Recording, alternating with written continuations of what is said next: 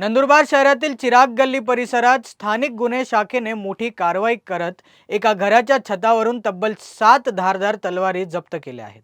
या प्रकरणी अदनान खान, सफदन खान पठाण याला अटक करण्यात आली आहे। स्थानिक गुन्हे शाखेचे पोलीस निरीक्षक हेमंत पाटील यांना मिळालेल्या गोपनीय माहितीच्या आधारे पोलिसांनी 7 ऑगस्ट रोजी संबंधित घरावर छापा टाकला। घराच्या छतावरील कबूतरखान्याजवळ आणि पाण्याच्या टाकीच्या आडोशाला लपवून ठेवलेल्या 7 लोखंडी तलवारी पोलिसांनी आढळून आणल्या। जप्त करण्यात आलेल्या तलवारीची किंमत सुमारे 24,000 रुपये असल्याची माहिती पोलिसांनी दिली आहे। बेकायदेशीररित्या शस्त्रे बाळगल्याप्रकरणी नंदुरबार शहर पोलीस ठाण्यात भारतीय हत्यार कायद्यानुसार गुन्हा दाखल करण्यात आला आहे।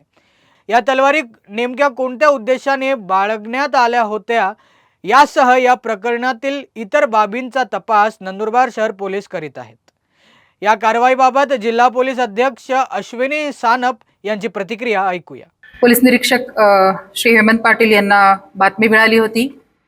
नंदुरबार शहरामध्ये चिराग गल्ली या ठिकाणी इसम नामे अदनान खान, सफदन खान पठाण हा त्यांचे राहते घरामध्ये धारधार लोखंडी बनावटीच्या तलवारी गैरकायदा कब्जात बाळगून असल्याची बातमी मिळाल्याने त्या अनुषंगाने स्थानिक गुन्हे शाखेच्या पथकाने सदर ठिकाणी जाऊन छापा टाकला असता आरोपिताच्या राहते घराच्या छतावर कबूतरखाना आहे, त्याच्या बाजूला पाण्याच्या टाकीच्या आडोशाला 24,000 रुपये किमतीच्या 7 लोखंडी धारदार तलवारी मिळून आलेल्या आहेत।